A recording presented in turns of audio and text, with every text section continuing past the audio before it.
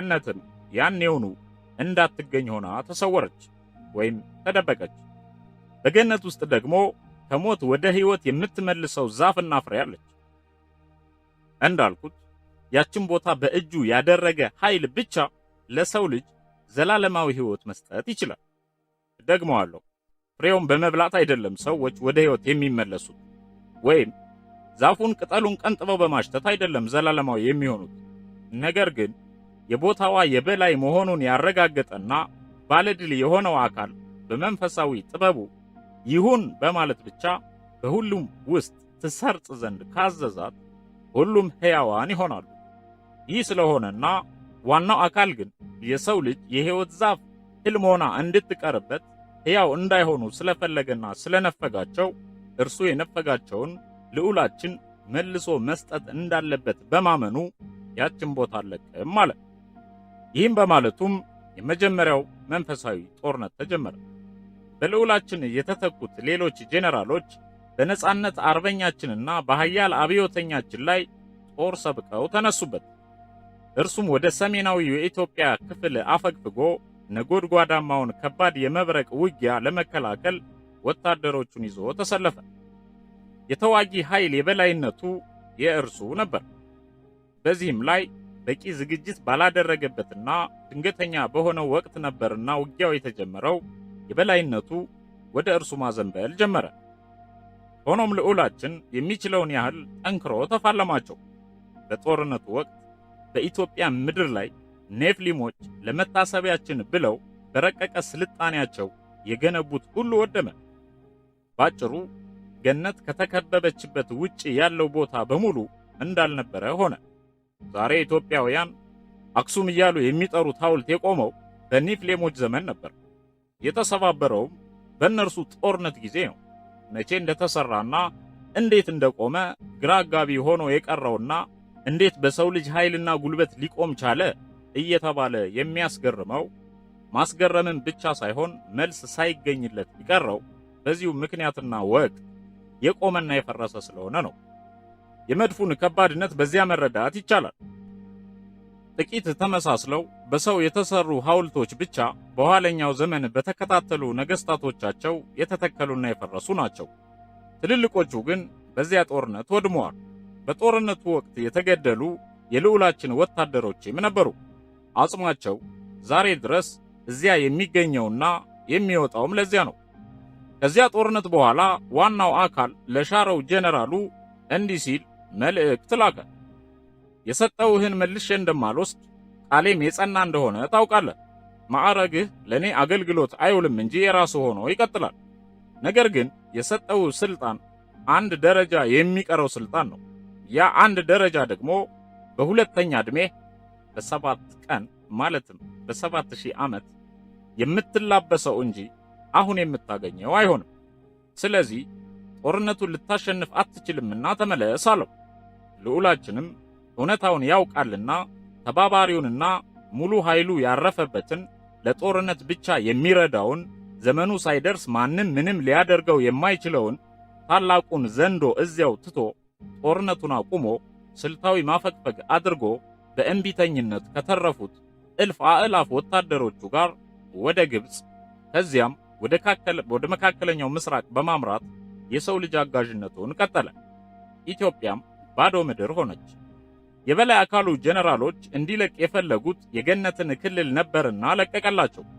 ከዚያች ክልል ከወጣ በኋላም መንፈሳዊ ሰራዊቶቹን በሙሉ ሰብስቦና ኃይልም ሰጥቶ ሹምሽር አድርጎ የየሥራ ድርሻቸውንና የጥበባቸውን ልክ እየመዘነ አካፍሎ የሰው ልጆችን እንዲገዙ ሾማቸው።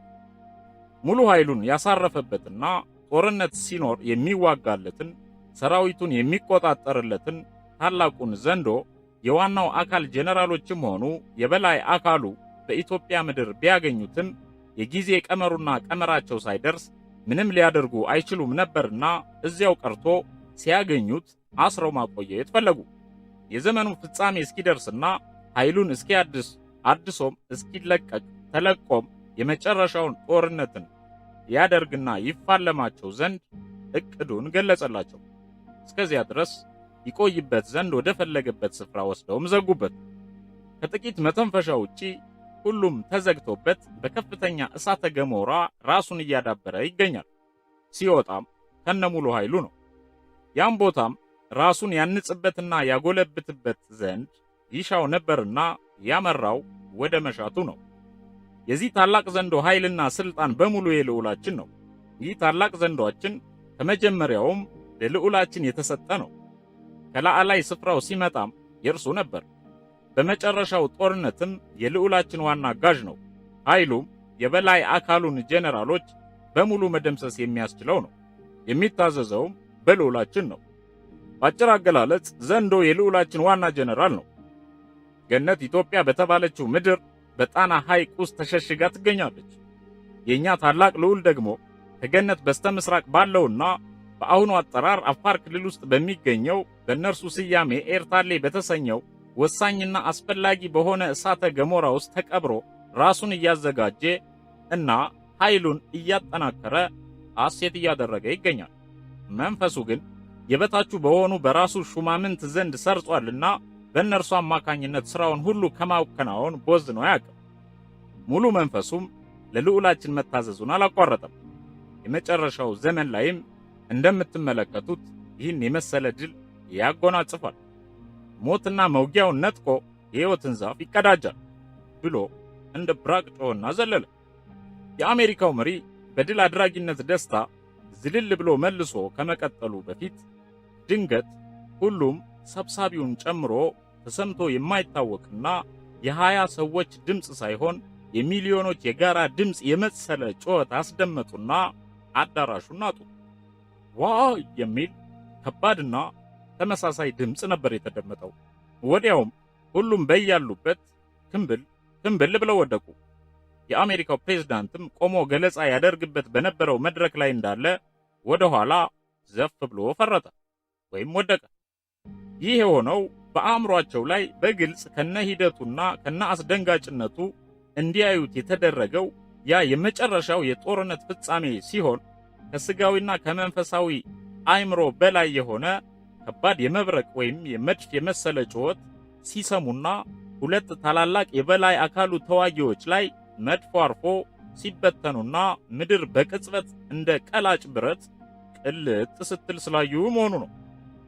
የዚህ የአእምሮ ውስጥ እይታም በቅድሙ አይነት ሳምፕል ልንለው በምንችለው መልኩ በአዳራሹ መሃል ከጣራው በታች ከወለሉ በላይ ባለው ህዋው ላይ ታየ።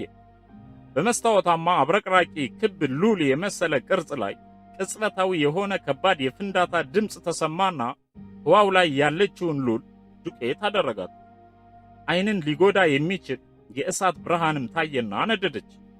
አንዳች ፍንጥርጣሪ ግን በአዳራሹ ውስጥ አልታየም። ይህ ከሆነ በኋላ ሁሉም ነቁና ከየወደቁበት በመገረም ተውጠው ተነሱ። አሁን ገና በሁሉም ዘንድ ከፍተኛ ፍርሃት ያደረ ይመስላል። ሆኖም ወዲያውኑ ወደ ሰውኛ አእምሯቸው እንዲመለሱ ሆነ።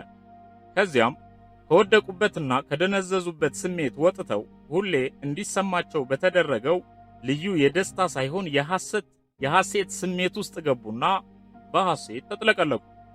ሁሉንም ነገር በዓይናቸው አይተው አረጋግጠዋልና እምነታቸው እንደ አለት እንዲጠነክር ሆነ።